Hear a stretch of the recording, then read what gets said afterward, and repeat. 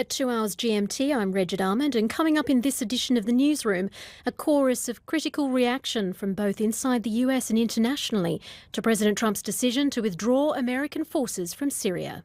I've been president for almost 2 years, and we've really stepped it up, and we have won against ISIS.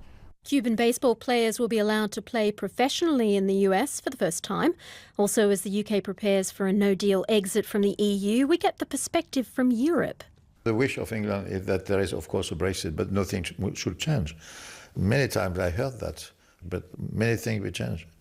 I think they should be very worried. And the story of a Yemeni mother who is to be reunited with her dying son in California after public pressure to grant her a visa. The people that I heard from and that responded on social media were just appalled.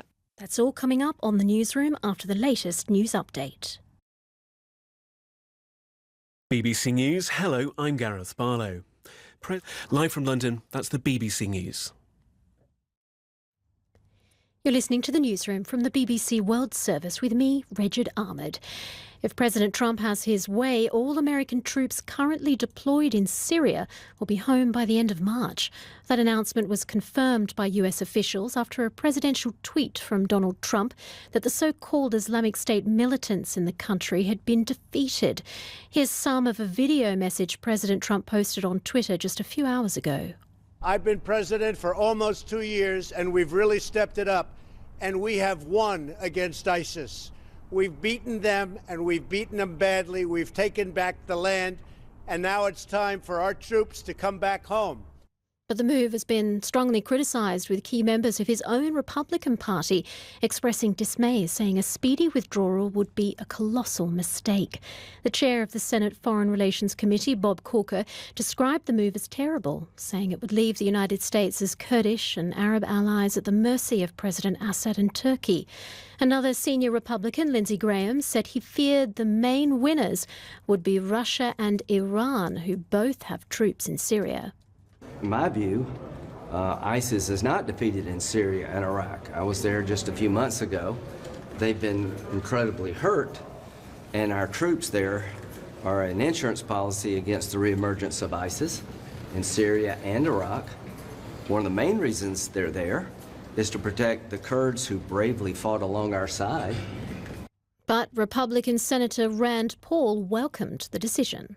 For the first time in my lifetime, we have a president with the courage to declare victory and bring the troops home.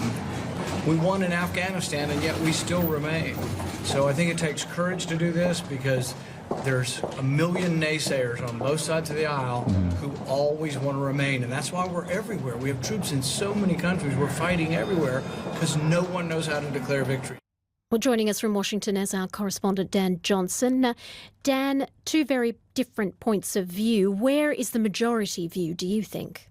Well, I think it's clear that most of the senators, members of the House of Representatives who've spoken on this issue are vehemently against this decision. And that includes some politicians who've previously been very loyal to Donald Trump. Listen to Marco Rubio's tweet, a senator. He says the decision to pull out of Syria was made despite overwhelming military advice against it. It is a major blunder. If it isn't reversed, it will haunt this administration and America for years to come. So not only have people been taken by surprise by this announcement today, the overwhelming feeling seems to be that this is the wrong decision at the wrong time, that although there has been some success against Islamic State in Syria, that the job isn't yet finished, and that it's too dangerous at this moment for America to pull all its remaining troops out.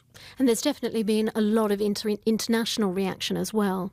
There has indeed, yes. The UK said that the official government position in Britain was that much remained to be done and that they must not lose sight of the threat that Islamic State posed. Israel apparently has been told that the US will be looking at other ways to have influence in that area, and perhaps as an indication of what some people were fearing when criticising this decision, the possibility that a power vacuum there would allow Russia to dictate what happens next in Syria. A spokeswoman for the Russian Foreign Ministry said that this offered a genuine, real prospect for a political settlement. So some people are highlighting the people who are already seeing this as a positive development as justification for why this is a bad move for America right now. And just very briefly, we've seen this announcement come out over tweets. How unusual is that? Well, that seems to be the president's preferred method of doing politics. People have got used to that, and he signalled that this was coming in a tweet early this morning. It did catch some officials, some senior politicians on the hop, because Donald Trump seems to have made this decision without the usual consultation, without checking with the usual committees and sources. So it has taken people by surprise, but not unusual. This is an unconventional president who doesn't do things by the book. All right, Dan Johnson in Washington, thank you very much. The US Central Bank, the Federal Reserve, has again raised interest rates in defiance of repeated appeals by Donald Trump not to do so. The latest increase by 0.25 percentage point takes interest rates to 2.5%. The BBC's North America business correspondent Michelle Fleury explained the reasons behind the rise. There's been growing concern lately about the state or the strength of the US economy. Now, those inside the building behind me are clearly of the view that the economy here is still strong, that the expansion continues, that the jobs picture is improving. And as a result of that, they raised rates not just today, but they also projected 2 more rate increases next year. It's really a vote of confidence, if you like, in the strength and the health of the US economy. They are sort of accommodating the fact that they do see slower global growth, and obviously these sharp moves in the stock market are having a knock-on effect. For the markets, on the one hand, it's more rates than they would like. They think it's too aggressive by the Fed. It could slow down the US economy too quickly.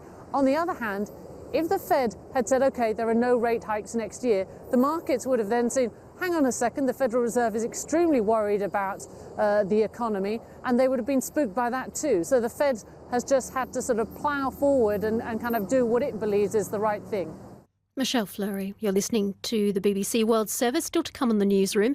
Dicing with death, the extreme tourists putting their lives at risk for the ultimate selfie. But first, Gareth has the headlines. President Trump's decision to withdraw US forces from Syria and declare the defeat of the Islamic State group has been heavily criticised by Republicans and Democrats. Crowds of opposition supporters have gathered in the Democratic Republic of Congo, despite a ban on campaigning before a presidential election. And Cuba is to allow its baseball stars to move abroad and join US Major League teams for the first time. Let's get more on that story. As you've been hearing, Major League Baseball and Cuba's Baseball Federation have struck a historic deal allowing Cuban players to play professionally in the US. Under the new agreement, eligible Cuban players can now join Major League teams without defecting from the communist-run nation. Our America's editor, Leonardo Rocha, told me more. Cuban players aged 25 and over will be allowed to play professionally in the United States for the first time, provided they've played in Cuba for at least 6 years. That's a big change, because Cuba has produced some of the greatest baseball players ever. They have really talented players. And until now, the only way for them to play in this North American League, the NBL, was for them to defect. Basically abandoned Cuba. They were not able to come back on holidays. Their families were not able to join them. They lost the Cuban citizenship and they couldn't play for Cuba anymore. So now what happens is they'll be allowed. They will have to apply for a work visa with the United States. And it's a major development, which they've been negotiating for quite a while. Given the negotiations have been going on, why has Cuba finally agreed? Well, you wonder what Cuba has to gain from that, because they're very proud of the pelota team, the baseball team. But as part of the agreement, for every player that moves to the American Professional League, the Cuban Baseball Federation will get a fee. They say it's not a percentage of what their pay will be, but a fee, which could be something around $1 million. And of course, Cuba is short of resources and they would benefit from that. Also, they say from both sides, Cuba and the US, that they would stop this illegal situation. Some players have gone through even people smugglers. They were kidnapped, involved with people who are linked to drug gangs in a way to get to the United States. So they say it's basically acknowledge the situation that exists. They earn very little in Cuba. They will earn a lot more in the United States, and Cuba profits from that somehow. And how surprising is this deal, given we've seen relations deteriorating between the two countries under the Trump administration? It is unexpected to have that, and what the Americans say, the backlash, the difficult relations with Cuba since President Trump came to power. That has affected the negotiations. 3 years of negotiations, and they was extended a bit because of this crisis between the two countries. But they finally came to an agreement that will be honored by both sides. The Democratic Republic of Congo goes to the polls on Sunday to elect a replacement for President Joseph Kabila, who's due to step down after 17 years in power. The country's youthful population are expected to play a key role, as more than half of the country's 80 million inhabitants is under the age of 25. The BBC's Louise Douast reports. Meet Bob Elvis. His hit song Dégage, which means get out, is causing a stir in the country. It calls on President Joseph Kabila to step down from office. As a child, Bob Elvis fled the war in his hometown of Kisangani. Today, the young artist takes direct aim at politicians. La musique congolaise en général, elle divertit le peuple. Congolese music in general helps to divert people and help them forget their everyday problems. We are about to experience a very important period where we can't just dance anymore. We have to say to people, if you don't act, then Kabila will stay in power. Kabila, il va rester au pouvoir. Last month, 2 students were killed while demonstrating at the University of Kinshasa. Law student Dorcas Boalelo explained why students are frustrated. This desire to protest, for students, this is the last straw now. The lack of water, the lack of electricity, the lack of housing, the lack of education, all these things that students have to go through at home. When they find a way to speak out, then they let it all out. Not all the country's youth are opposed to the government or President Kabila's influence lingering, despite high unemployment and levels of poverty among the worst in the world. Papi Pungu is head of the ruling party's youth league. He explains why he still wants to give them a chance. There's a French saying, better the devil you know than an angel that you don't know. Today, President Kabila has shown a willingness to change this country. It's true that not everything was accomplished and the challenges remain immense. Young people here are excited to vote, but with questions about how free and fair these elections will be, campaigning could be just for show. BBC's Louise Douast on that story. Now, the Brazilian president, Michel Temer, has been charged with corruption and money laundering following an investigation by the country's prosecutor general. The Brazilian constitution strictly limits legal action against a sitting president, but that could change early in January when a new president is sworn into office. It comes as yet another ruling has been taken in the case of the former president, Luiz Inácio Lula da Silva. But first, to Michel Temer's case, I asked our South American correspondent Katie Watson what exactly Mr. Temer is accused of having done. Prosecutors said that bribes were paid in exchange for the extension of concessions in the port of Santos, and that's Latin America's busiest port.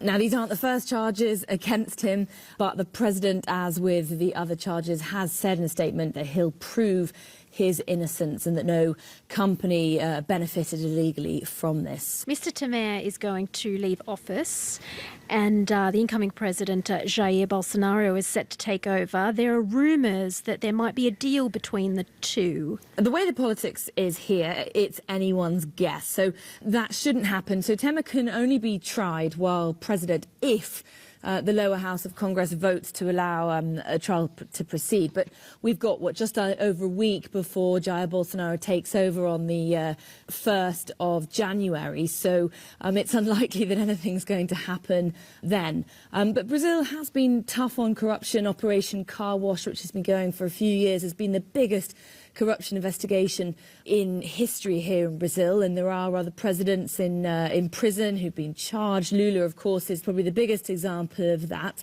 But Bolsonaro is an unknown president. He's an unknown politician.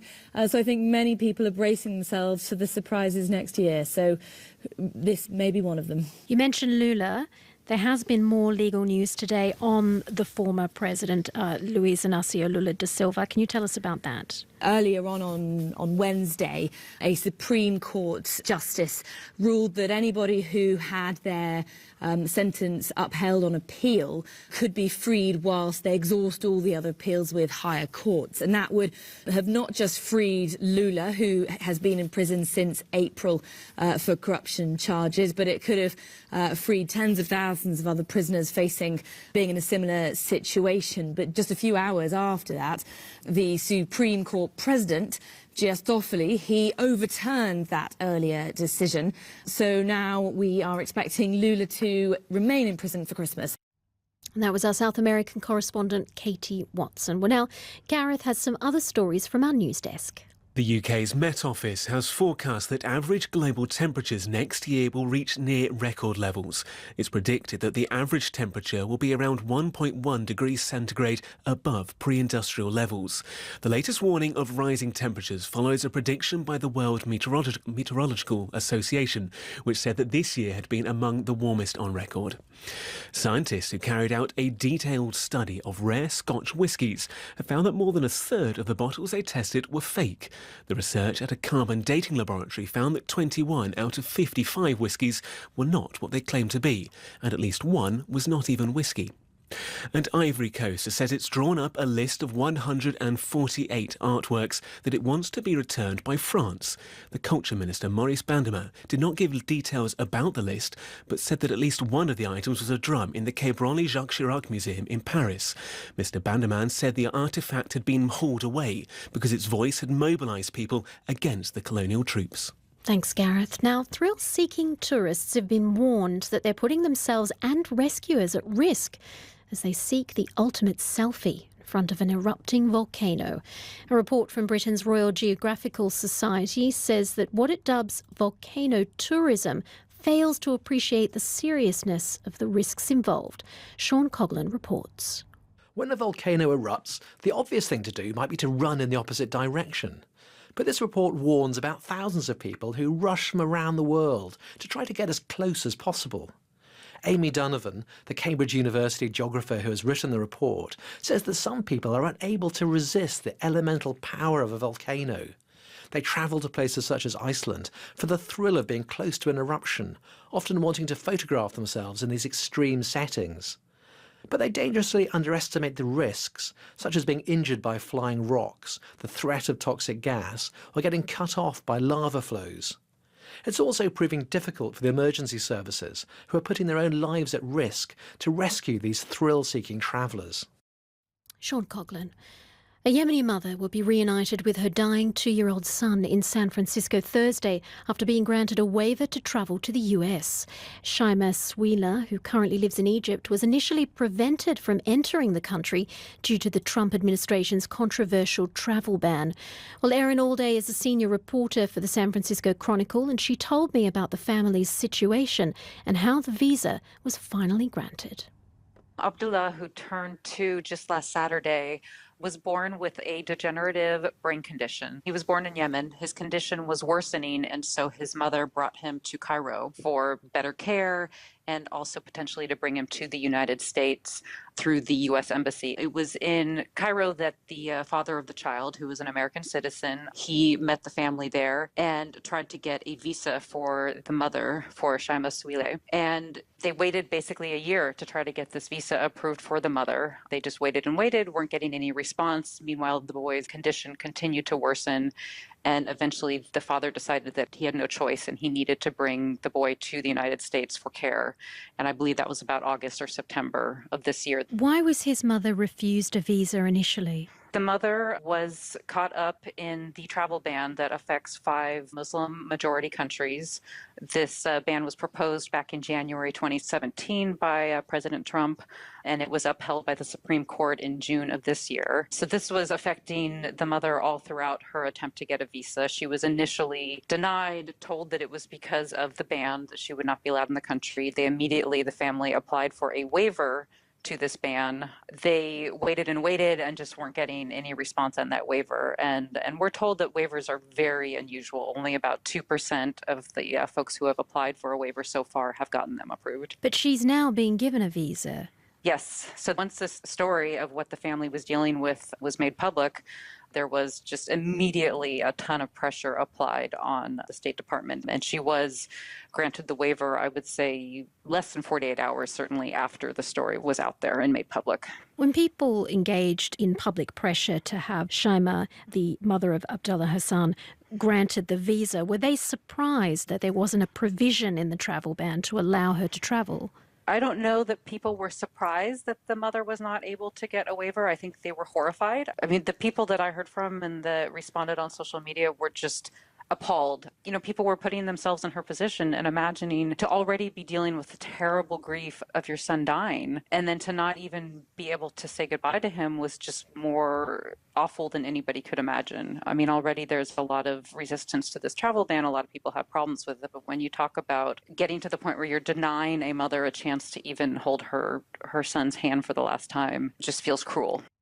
Erin Allday there with the San Francisco Chronicle.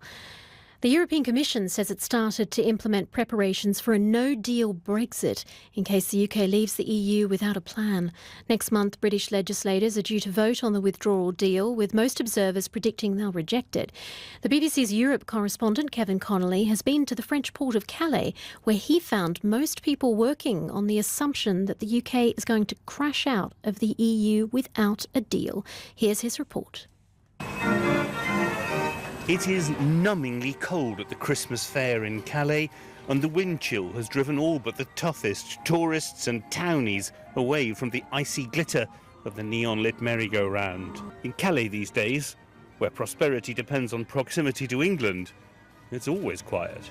Retired local wine merchant Luc Gilles is running a snack stall, mulling wine, and mulling the way in which Brexit is keeping away the Brits, who were already spooked by the weakness of sterling. I stopped 4 months ago. It's finished. C'est fini, because no more customers.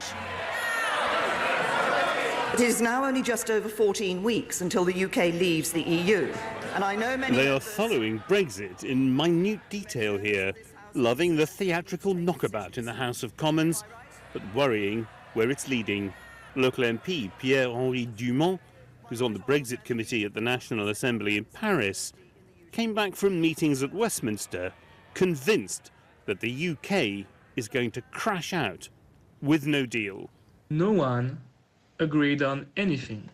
We, as your closest partners, we need to have clear answers to what's going on next. And we are 100 days away from the Brexit, and we don't have any clue yet on how we could deal with you in the next few months.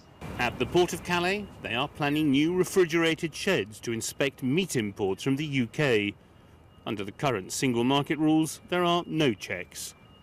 They're also preparing a new sea route to Dublin, so that trucks bound for Ireland will no longer head through England and Wales.